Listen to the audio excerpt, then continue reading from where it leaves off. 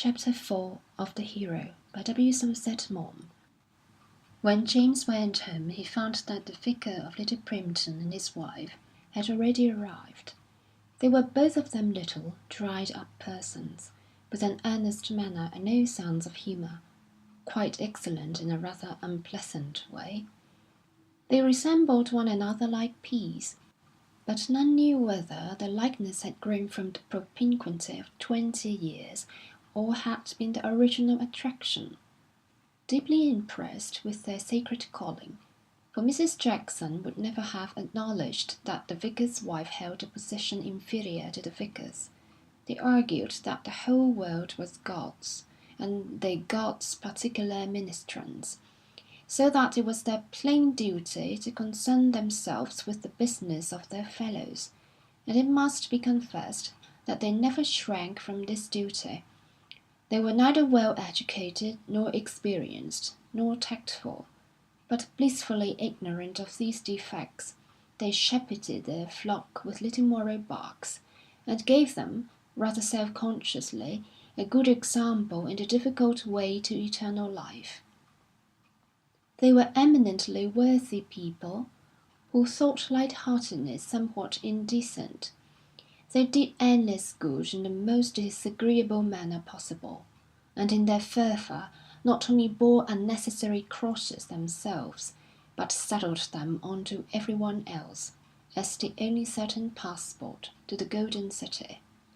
The Reverend Archibald Jackson had been appointed to the living of Little Primpton while James was in India, and consequently had never seen him. "I was telling your father," said Mrs. Jackson, on shaking hands, "that I hoped you were properly grateful for all the mercies that have been bestowed upon you." James stared at her a little. "Were you?" He hated the fashion these people had of discussing matters which he himself thought most private. "Mr. Jackson was asking if you'd like a short prayer offered up next Sunday, James," said his mother. "I shouldn't at all." "Why not?" asked the vicar. "I think it's your duty to thank your Maker for your safe return, and I think your parents should join in the thanksgiving." "We are probably none of us less grateful," said James, "because we don't want to express our feelings before the united congregation." Jamie's parents looked at him with relief, for the same thought filled their minds. But thinking it their duty to submit themselves to the spiritual direction of the vicar and his wife, they had not thought it quite right to decline the proposal. Mrs. Jackson glanced at her husband with pained astonishment, but further argument was prevented by the arrival of Colonel and Mrs. Clibborn and Mary. Colonel Clibborn was a tall man, with oily black hair and fierce eyebrows, both dyed, aggressively military and reminiscent.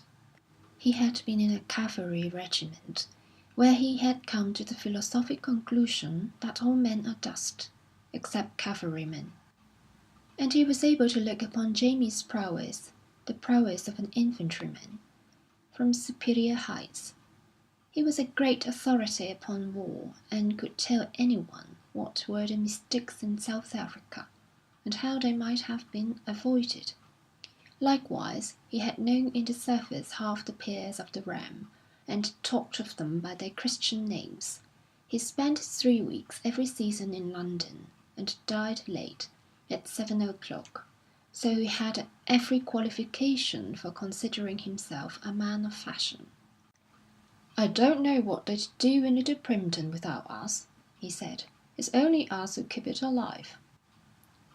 But Mrs. Clibborn missed society. "The only people I can speak to are the parsons," she told her husband, plaintively. "They are very good people, but only infantry, Reggie." "Of course, they're only infantry," agreed Colonel Clibborn.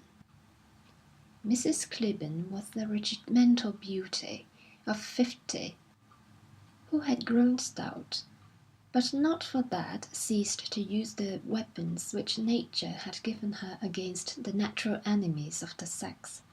In her dealings with several generations of adorers, she had acquired such a habit of languishing glances that now she used them unconsciously. Whether ordering meat from the butcher or discussing parochial matters with Mr. Jackson, Mrs. Clibborn's tone and manner were such that she might have been saying the most tender things. She had been very popular in the service, because she was the type of philandering woman who required no beating about the bush. Her neighbour at the dinner table, even if he had not seen her before, need never have hesitated to tell her with the soup that she was the handsomest creature he had ever seen, and with the entrée that he adored her. On coming in, Mrs. Clibborn for a moment looked at James, quite speechless, her head on one side and her eyes screwing into the corner of the room. "Oh, how wonderful!" she said at last. "I suppose I mustn't call you Jamie now?" She spoke very slowly, and every word sounded like a caress. Then she looked at James again in silent ecstasy. "Colonel Parsons, how proud you must be! And when I think that soon he will be my son!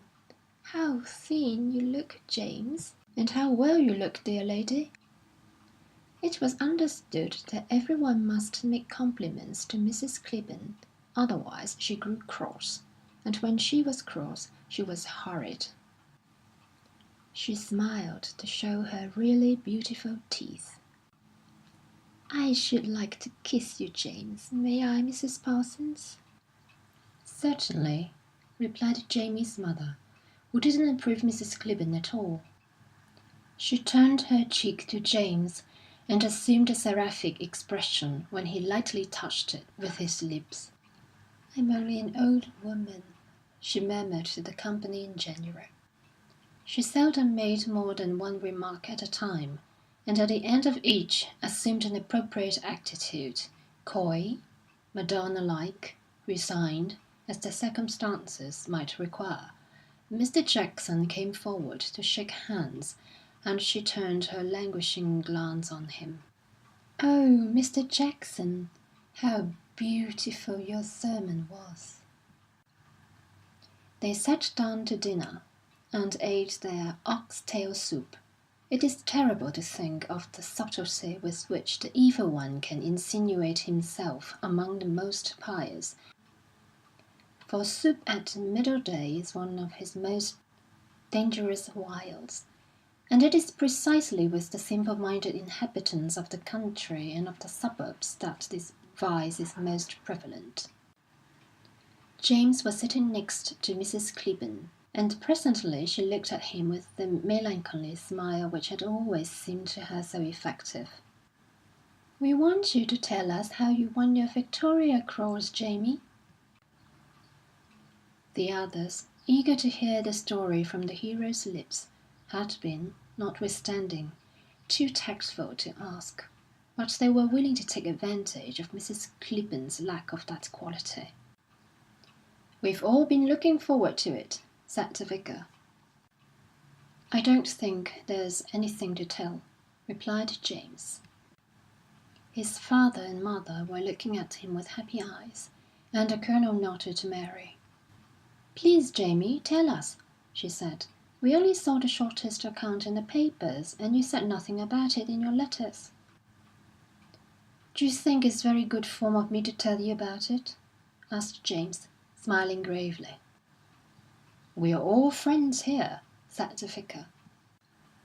And Colonel Clibborn added, making sheep's eyes at his wife, "You can't refuse a lady." "I'm an old woman," sighed Mrs. Clibborn, with a doleful glance. "I can't expect him to do it for me." The only clever thing Mrs. Clibborn had done in her life was to acknowledge to old age at 30, and then she did not mean it.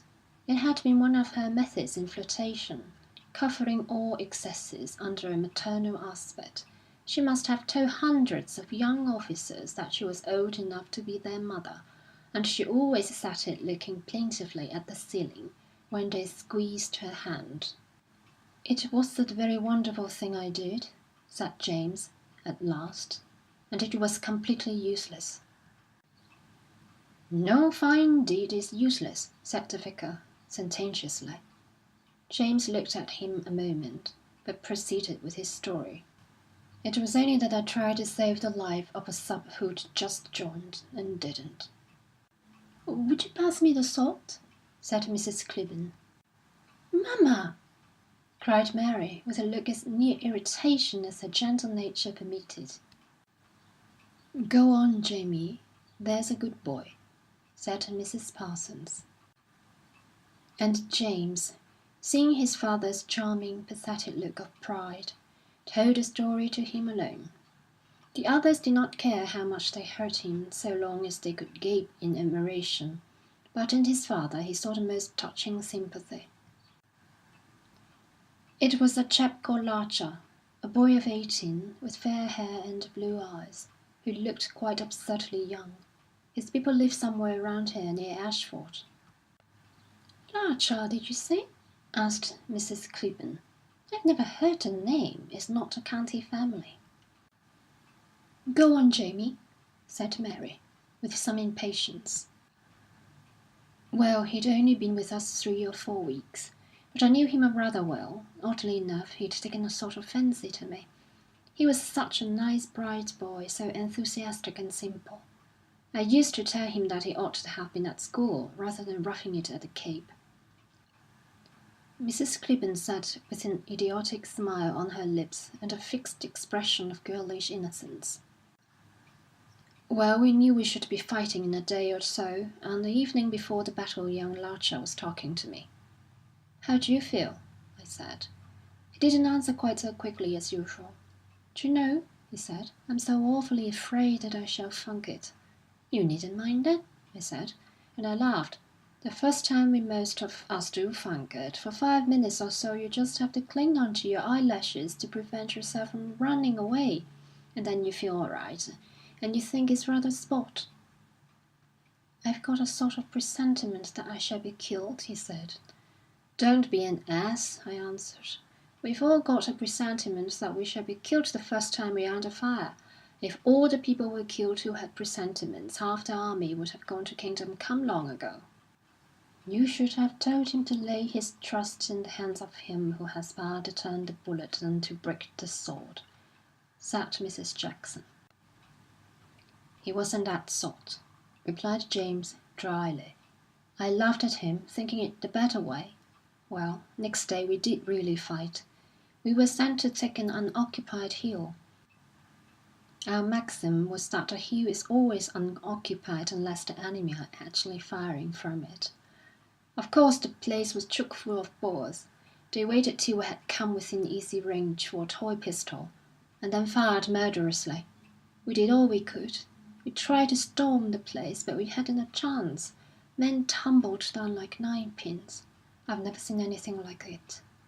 The order was given to fire, and there was nothing to fire at but the naked rocks. We had to retire. We couldn't do anything else, and presently I found that poor Larcher had been wounded. Well, I thought he couldn't be left where he was, so I went back for him. I asked him if he could move. 'No,' he said, 'I think I'm hurt in the leg.' I knelt down and bandaged him up as well as I could. He was simply bleeding like a pig. And meanwhile Brother Boer potted at us for all he was worth. 'How d'you feel?' I asked. "Bit dicky, but comfortable. I didn't funk it, did I?" "No, of course not, you chickens," I said. "Can you walk, do you think?" "I'll try." I lifted him up and put my arm round him, and we got along for a bit. Then he became awfully white and groaned, "I do feel so bad, Parsons," and then he fainted. So I had to carry him, and we went a bit farther, and then I was hit in the arm. "I say, I can't carry you now," I said. "For God's sake, buck up." He opened his eyes, and I prevented him from falling. "I think I can stand," he said, and as he spoke a bullet got him in the neck, and his blood splashed over my face. He gave a gasp and died. James finished, and his mother and Mary wiped the tears from their eyes Mrs. Clibborn turned to her husband. "Reggie, I'm sure the Larchers are not a county family." "There was a sapper of that name whom we met at Simla once, my dear," replied the Colonel. "I thought I'd heard it before," said Mrs. Clibborn, with an air of triumph, as though she'd found out a very difficult puzzle. "Had he a red moustache?" "Have you heard from the young man's people, Captain Parsons?" asked Mrs. Jackson. "I had a letter from Mrs. Larcher, the boy's mother, asking me to go over and see her." "She must be very grateful to you, Jamie." "Why, she has no reason to be." "You did all you could to save him." "It would have been better if I'd left him alone. Don't you see that if he had remained where he was, he might have been alive now? He would have been taken prisoner and sent to Pretoria. But that is better than rotting on the veldt. He was killed because I tried to save him." "There are worse things than death," said Colonel Parsons. "I have often thought that those fellows who surrendered did the braver thing. It is easy to stand and be shot down, but to hoist the white flag so as to save the lives of the men under one, that requires courage." "It is a sort of courage which seemed not uncommon," answered James, dryly. "And they had a fairly pleasant time in Pretoria. Eventually, I believe, wars will be quite bloodless. Rival armies will perambulate, and whenever one side has got into a good position, the other will surrender wholesale.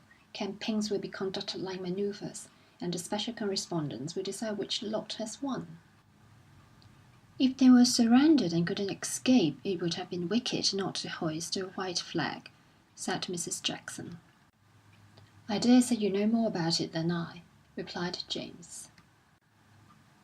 But the vicar's lady insisted. "If you were so placed that on one hand was certain death for yourself and all your men, and on the other hand surrender, which would you choose?" "One can never tell. And in those matters it is wiser not to boast. Certain death is an awful thing, but our fathers preferred it to surrender." "War is horrible," said Mary, shuddering. "Oh, no!" cried James, shaking himself out of his despondency. "War is the most splendid thing in the world. I shall never forget those few minutes, now and then, when we got on top of the Boers and fought with them, man to man, in the old way. Ah, life seemed worth living then. One day, I remember, they'd been giving it us awfully hot all the morning, and we'd lost frightfully. At last we rushed their position, and by Jove, we let them have it. How we did hate them! You should have heard the Tommies cursing as they killed. I shall never forget the exhilaration of it, the joy of thinking that we were getting our own again. By God, it beat cock-fighting." Jamie's cheeks were flushed and his eyes shone, but he had forgotten where he was, and his father's voice came to him through a mist of blood and a roar of sound. "I have fought, too," said Colonel Parsons, looking at his son with troubled eyes. "I have fought, too, but never with anger in my heart, nor lust of vengeance. I hope I did my duty, but I never forgot that my enemy was a fellow creature. I never felt joy at killing, but pain and grief. War is inevitable, but it is horrible, horrible. It is only the righteous cause that can excuse it, and then it must be tempered with mercy and forgiveness." "Cause? Every cause is righteous. I can think of no war in which right has not been fairly equal on both sides, and every question there is about as much to be said on either part, and in none more than in war. Each country is necessarily convinced of the justice of its own cause." "They can't both be right." "Oh, yes, they can. It's generally 6 to 1 and half a dozen of the other." "Do you mean to say that you, a military man, think the Boers were justified?" asked Colonel Clibborn with some indignation. James laughed. "You must remember that if any nation but ourselves had been engaged, our sympathies would have been entirely with the sturdy peasants fighting for their independence. The two great powers in the affairs of the world are sentiment and self-interest. The Boers are the smaller, weaker nation, and they have been bitten. It is only natural that sympathy should be with them. It was with the French for the same reason, after the Franco-Prussian War. But we, who were fighting, couldn't think of sentiment. To us it was really a matter of life and death. I was interested to see how soon the English put aside their ideas of fair play in equal terms when we had had a few reverses.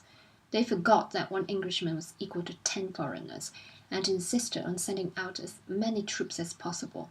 I fancy you were badly panic-stricken over here." James saw that his listeners looked at him with surprise, even with consternation, and he hastened to explain. "Of course I don't blame them. They were quite right to send as many men as possible. The object of war is not to do glorious actions, but to win. Other things being equal, it is obviously better to be 10-1. It is less heroic, but more reasonable." "You take from war all the honour and all the chivalry," cried Mary. "The only excuse for war is that it brings out the noblest qualities of man. Self-sacrifice, unselfishness, endurance." "But war doesn't want any excuse," replied James, smiling gently. "Many people say that war is inhuman and absurd. Many people are uncommonly silly. When they think war can be abolished, they show a phenomenal ignorance of the conditions of all development. War in one way and another is at the very root of life. War is not conducted only by fire and sword. It is in all nature. It is the condition of existence for all created things. Even the wild flowers and the meadow wage war, and they wage it more ruthlessly even than man. For with them, defeat means extermination. The law of nature is that the fit should kill the unfit. The Lord is the Lord of hosts. The lame and the halt and the blind must remain behind, while the strong man goes his way rejoicing." "How hard you are," said Mary. "Have you no pity, James?" "Do you know, I've got an idea that there's too much pity in the world. People seem to be losing their nerve. Reality shocks them, and they live slothfully in the shoddy palaces of sham ideals. The sentimentalists, the cowards, and the cranks have broken the spirit of mankind. The general in battle now is afraid to strike because men may be killed. Sometimes it is worthwhile to lose men.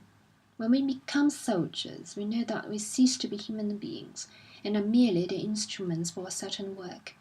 We know that sometimes it may be part of a generous, deliberate plan that we should be killed. I have no confidence in a leader who is tender-hearted. Compassion weakens his brain, and the result too often is disaster." But as he spoke, James realised with a start how his father would take what he was saying. He could have torn out his tongue. He would have given anything that the words should remain unspoken. His father, in pity and in humanity, had committed just such a fatal mistake, and trying tender-heartedly to save life had brought about death and disaster. He would take the thoughtless words as a deliberate condemnation. The wound, barely closed, was torn open by his very son, and he must feel again the humiliation which had nearly killed him. Colonel Parsons sat motionless, as though he were stunned, his eyes fixed on James with horror and pain. He looked like some hunted animal, terror-stricken, and yet surprised, wondering that man should be so cruel. "What can I do?" thought James. "How can I make it good for him?" The conversation was carried on by the Clibbons and by the vicar, all happily unconscious that the tragedy was acting under their noses.